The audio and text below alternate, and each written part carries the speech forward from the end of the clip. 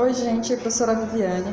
Vamos dando início à primeira parte do conteúdo de relações ecológicas. Nessa aula vocês vão ver relações ecológicas intraespecíficas, harmônicas e desarmônicas. Então vamos começar. As relações ecológicas são formadas pela interação de diversos organismos que constituem uma comunidade biológica. Elas podem ser intraespecíficas ou interespecíficas. Esta aula foi dividida em duas, e nesta primeira vamos ver as relações intraespecíficas, que vão se estabelecer entre indivíduos da mesma espécie. Elas podem ser harmônicas, aqui nós temos dois exemplos, as colônias e as sociedades, ou desarmônicas, como no caso da competição e do canibalismo. As relações ecológicas interespecíficas, elas vão se estabelecer entre indivíduos de espécies diferentes. Também podem ser harmônicas ou desarmônicas. Como harmônicas, nós temos o mutualismo, a protocooperação e o comensalismo. Como desarmônicas, competição, predatismo, parasitismo, amensalismo e o esclavagismo. As relações harmônicas e desarmônicas são conhecidas dessa forma porque as harmônicas são do bem, ou seja, vão ser benéficas para as espécies envolvidas. As desarmônicas vão gerar um prejuízo, ou para uma ou para ambas as espécies envolvidas. Por isso que as harmônicas também são conhecidas como positivas e as desarmônicas como negativas. As sociedades são indivíduos da mesma espécie que vão trabalhar juntos e eles vão estar separados anatomicamente. Nós vamos ter vários exemplos de sociedades, principalmente entre os insetos, como abelhas, vespas, formigas e cupins. Aqui nós vamos ter a sociedade dividida em castas.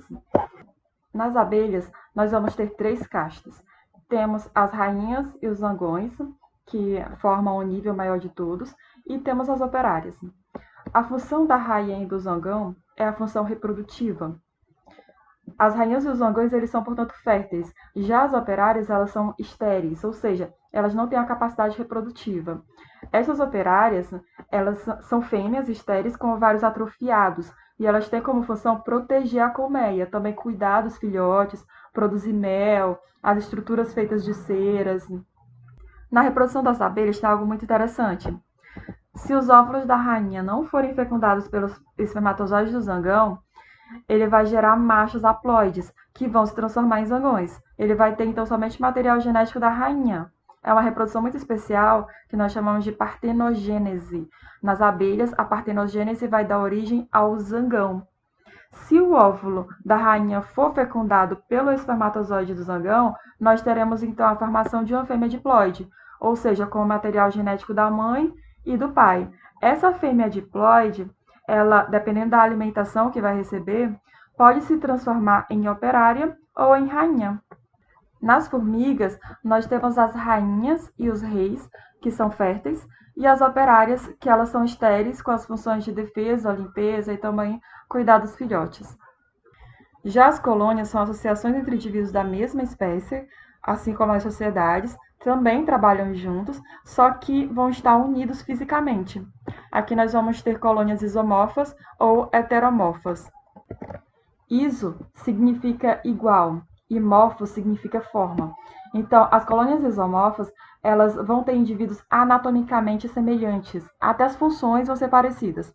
Aqui nós temos as bactérias Streptococcus, que são bactérias responsáveis por doenças como pneumonia, infecções também na garganta.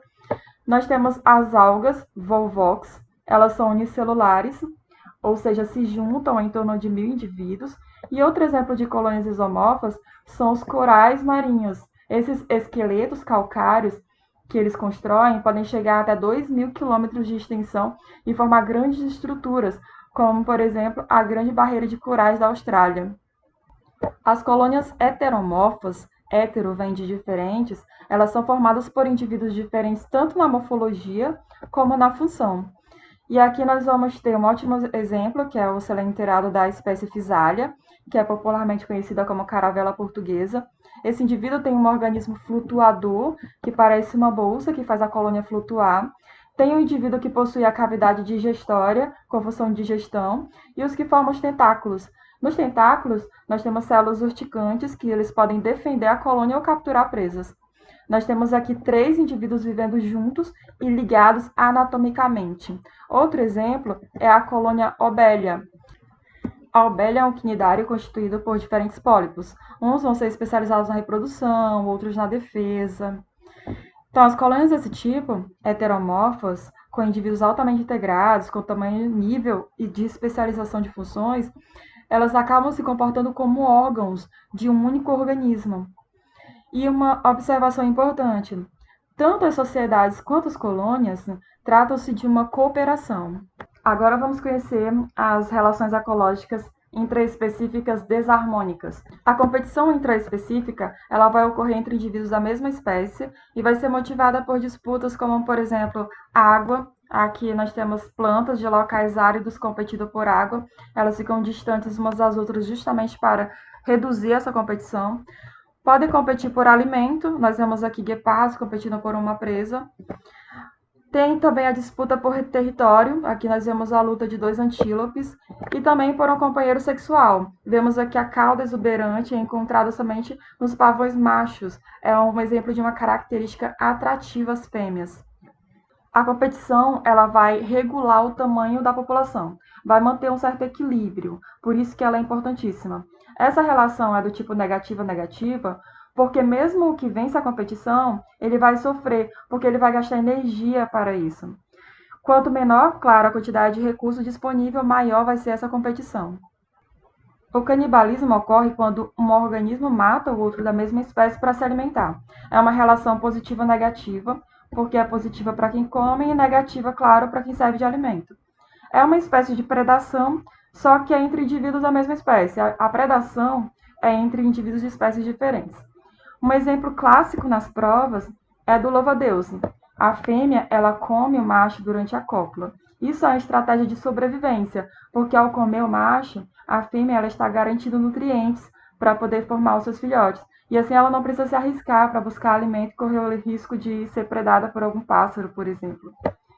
O canibalismo ele pode ocorrer também em situações extremas, quando, por exemplo, acontece com algumas espécies que ficam estressadas ou por instinto de sobrevivência. Aqui nós temos uma ninhada de hamsters e a mãe ela costuma eliminar dois ou mais filhotes, dois ou três, quando ela dá à luz uma ninhada muito grande ou quando a presença do macho a deixa nervosa. Aqui terminamos a primeira parte, relações ecológicas. Fique em casa aprendendo e vamos nos unir como se fôssemos uma colônia, cuidando e protegendo de quem está perto. Até a próxima aula.